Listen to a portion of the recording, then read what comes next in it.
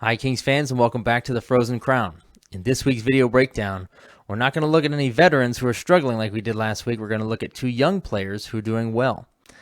Those two young players are Jaret Anderson-Dolan, this week's top key performer, as well as Sean Durzi, a guy who saw some offensive spark last season and is starting to show it here with the only 2 games he was in this past week.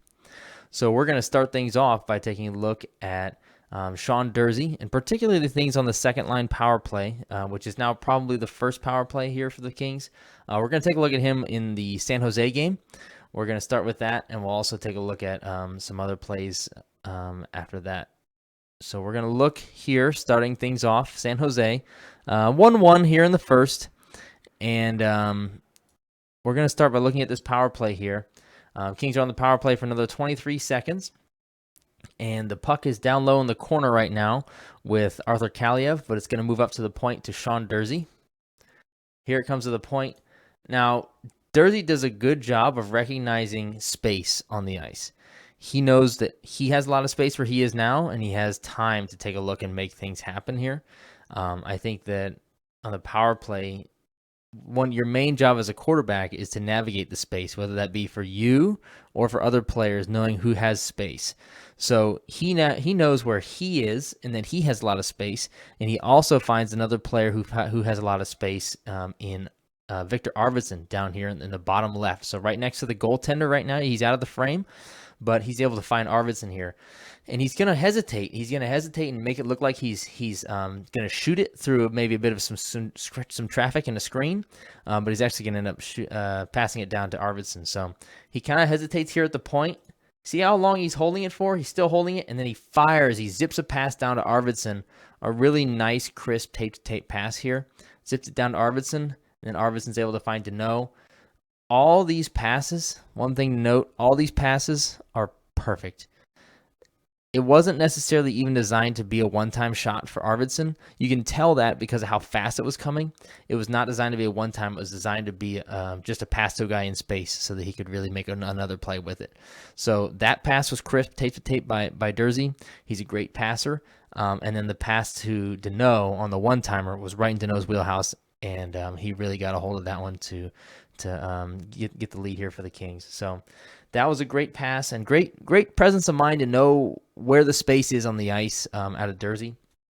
We're next going to look at things with the Los Angeles Kings against the Ottawa Senators here in our final game of the week. We're going to pick up in the second period, just at the beginning of the power play. I think this is when things were starting to take over as, the second power play is the number 1 power play now with the second line and Durzi as the quarterback. So we're going to see Trevor Moore attempt to make a pass here, cross crease. I think this is Arvidsson here on the far side. But one thing I want to mention is that the second power play does do a great job of battling for pucks, more so than the first. And you'll see all 3 forwards help battle to keep this puck and get possession here. So the pass across is going to fail. It gets broken up. But so Moore just made that failed pass here. And he was like around the bottom of the circle when he made this pass. And he gets on his horse to go help out here. So Arvidsson is trying to get the puck back. Danault pinches in to get the puck back, and same with Moore. And as good as you are on the power play, you're still going to have times when passes don't connect. And when those passes don't connect, you need to use your man advantage to your advantage here. And the second line power play does a good job of that, really swarming and making sure that pucks stay in play and stay maybe in contention for a goal when other power plays would have maybe got the clear against them. So we'll see them battle it out here. End up making a strong defensive play by Arvidsson here to keep the puck in. The puck gets up to Danault, who then gets it to Durzi. Now, I pause it here because you can see Durzi's got the puck on his stick, and it's not flat. It's important to note that he settles this puck down in time for Kaliyev, who he ends up passing it to. If you send a puck over on edge, it's going to be less accurate. It's not going to move as fast, and it's going to have a higher chance of bouncing and skipping and just being harder for the receiving player to receive and make something happen with it. So he takes his time here to settle it down first. There, he settles it. And I want to focus on this pass next because here Kaliyev does have his stick up, and Durzi could pass it in a one-time situation, pass it right in line with Kaliyev's back foot for a one-timer. But again, Dursey recognizes the space, okay? He recognizes all this open space that Kaliev has to walk up into. So he's not going to put it on the in the wheelhouse. He's going to lead him a little bit, lead him into that space. Say, here, go into that space. Force Kaliev to go into that space and take a shot. If you put it right in the wheelhouse, if Kaliev shoots from here, he does a great shot, but I don't think it's going in. It's too far out. So by the placement of the puck from Dursey, it really helps get Kaliev set up for a great shot, and Kaliev buries it as he's a great sniper on the power play. So we'll see that pass come across, and you see Kaliev's able to take his momentum and move it into a shooting area. Now he's down here at the top of the circle as opposed to up here near the blue line. And he has plenty of time to maybe take one quick stick handle and find his spot and really snipe it. And that's really just making use of the space that the Senators provided the Kings there on that power play, and allowing your best player, your best shooter, to have some open ice and shoot it and just do what he does best. So again, great recognition of space, and also great pass again. Every pass does not need to be a tape to tape. Sometimes you intentionally lead someone to a better scoring area by passing it in front of them. And then lastly, I just thought this was a fun little highlight. It got me out of my seat, getting excited as Kopitar.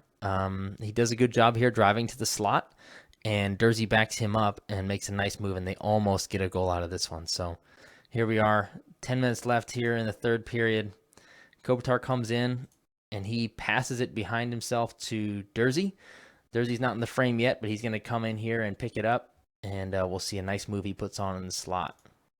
So it should be noted that is a defenseman putting on that kind of move. Normally, the forwards put that kind of move on, and Dursey still has a presence of mind to take a look for Kopitar and almost finds him here, but I believe this player who he just dangled does get a stick here on this pass.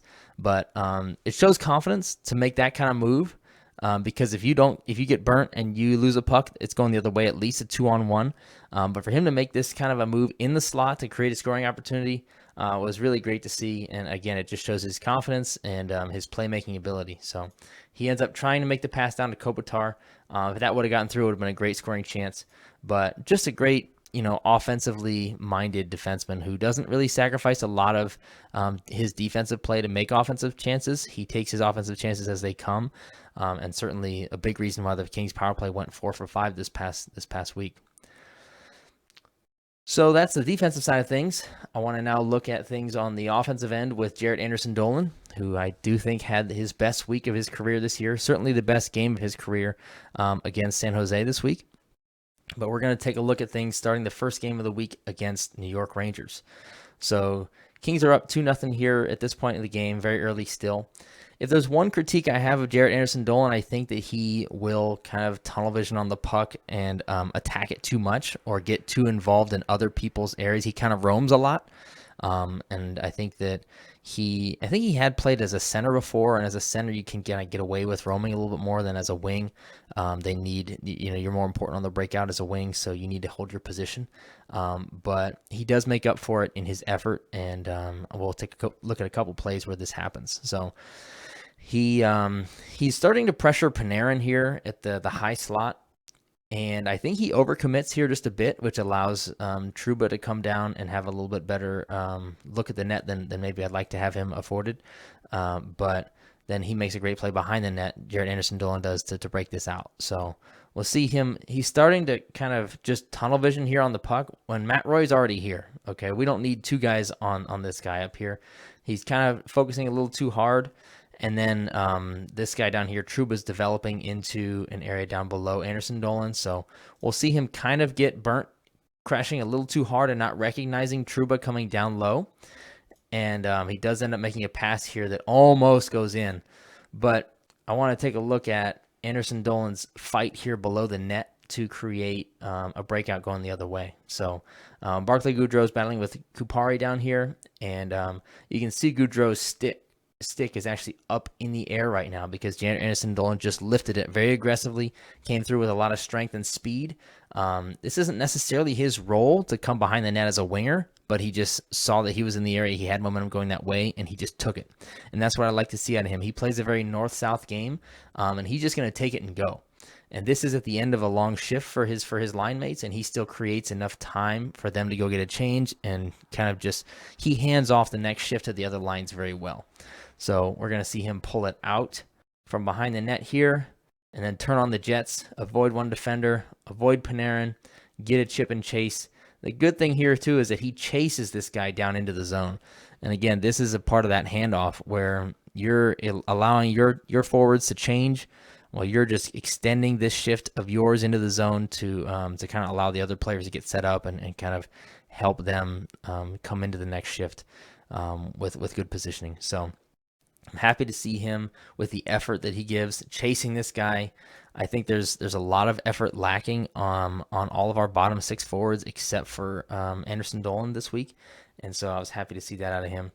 Another player we're going to look at here is an effort-based play again. Anderson Dolan, again, is kind of all over the place here, but I like the effort, and I like to see him playing this north-south chip and chase kind of game that he plays, especially as a fourth-line guy. That's your role. So we'll see Anderson Dolan. I think he's here right now. This player here for Ottawa just passed it in, and Anderson Dolan is going to recognize that this player who just passed it has a potential to cut to the net. Sean Walker's kind of focusing in on this play here. He might need to step in. Kaliev not really aware about this player, so Anderson Dolan sees that and he starts to go down to help out. So the pass is imminent. I believe it does get broken up here. Sean Walker reads this and comes in. I think breaks this up a little bit.